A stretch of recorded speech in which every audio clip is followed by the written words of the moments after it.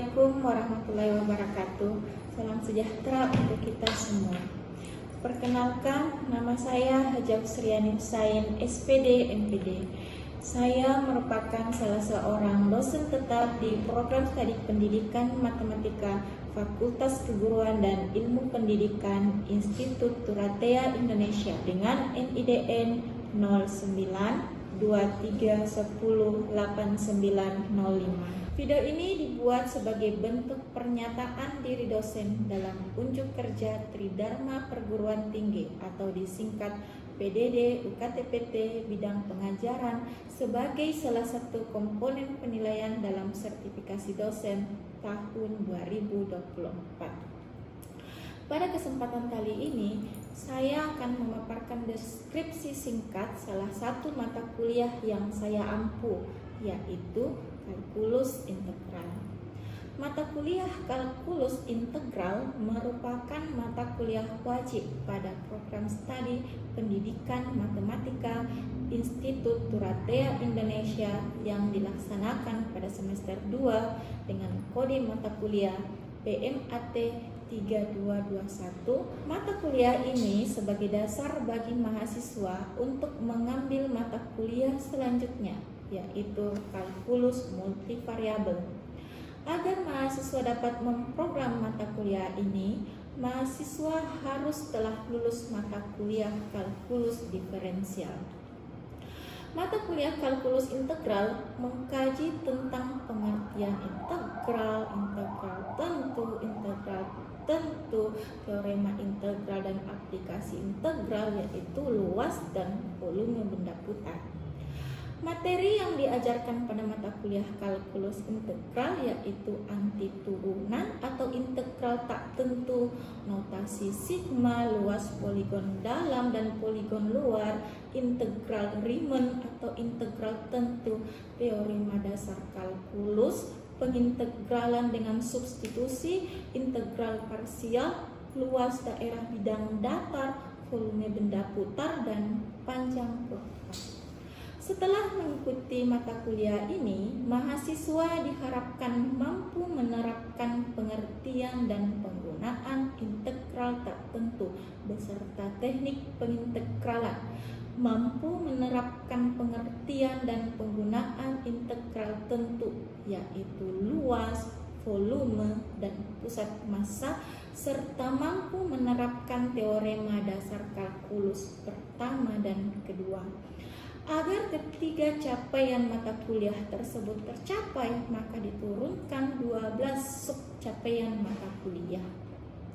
Pelaksanaan perkuliahan selama satu semester terdiri dari 16 kali pertemuan tatap muka, sudah termasuk ujian tengah semester dan ujian akhir semester. Selama perkuliahan, saya menggunakan referensi sebagai berikut. Selain referensi tersebut, mahasiswa juga kami anjurkan untuk mencari referensi sebanyak-banyaknya yang berkaitan dengan materi perkuliahan kalkulus integral, sehingga dengan semakin banyaknya referensi yang digunakan, akan semakin banyak ilmu yang bisa diperoleh oleh mahasiswa. Teknik yang digunakan dalam perkuliahan ini adalah teknik DIA, yaitu Delivery Interaction Assessment. Untuk pembobotan penilaian yang saya gunakan terdiri dari kehadiran 15%, tugas dan presentasi 20%, keaktifan dan sikap mahasiswa 20%, ujian tengah semester 20%, dan ujian akhir semester 25%. Selama proses pembelajaran berlangsung, saya menggunakan pendekatan saintifik dengan metode ekspositori, diskusi, dan tanya jawab.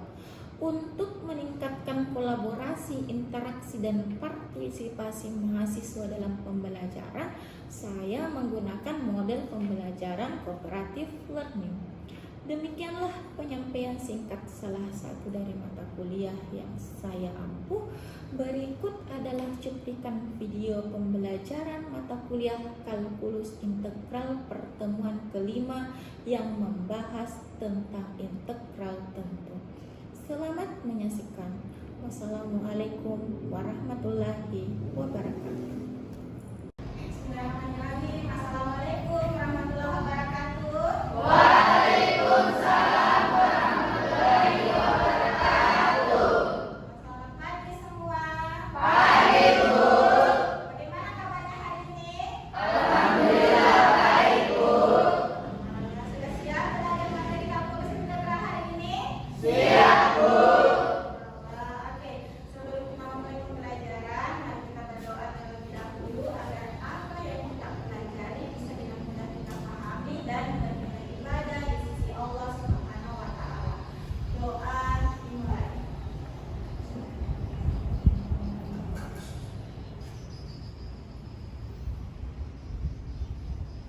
Doa selesai. Dibuat saya dulu ya. Sahrul Gunawan Sambul, Indrawati, ada Bu. Hai semua. Ada, Bu. Oke. Pada pertemuan yang lalu kita sudah membahas mengenai materi poligon dalam dan juga poligon luar. Di antara kalian, apakah ada yang masih mengingat apa itu poligon dalam dan juga poligon luar? Oke, Indra silakan. Poligon dalam merupakan luas daerah dari suatu fungsi yang dibatasi dengan batas bawah dan batas atas. Di dalam terdapat partisi-partisi yang diperlukan untuk menentukan luas daerah sebenarnya. Semakin banyak partisinya, maka semakin sedikit daerah yang terbuang maka semakin besar peluang untuk mendekati luas daerah yang sebenarnya. Ya, bagus ya. Kalau poligon luar ada yang masih ingat? Oke, silahkan Usman. Semuanya atas kesempatan yang telah diberikan. Oke. Poligon luas merupakan luas daerah suatu fungsi yang dibatasi oleh batas bawah dan batas atas, di mana di dalam daerah tersebut terdapat partisi-partisi. Tetapi pada poligon luar, partisi-partisi yang mengisi bagian dalam fungsi dan semua partisi yang berada di luar daerah fungsi itu terhitung tidak berada sebelumnya di dalam luar daerah itu. Tetapi ada bagian yang keluar dari daerah yang dibatasi oleh batas bawah dan batas atas, sehingga akhirnya akan lebih besar dan dari luar sebenarnya. Oke, bagus sekali ya. Jadi materi kita pada pertemuan kelima hari ini mengenai integral tentu dan masih sangat berhubungan erat dengan materi kita sebelumnya. Adapun tujuan pembelajaran mata kuliah kita hari ini yaitu kalian mampu menerapkan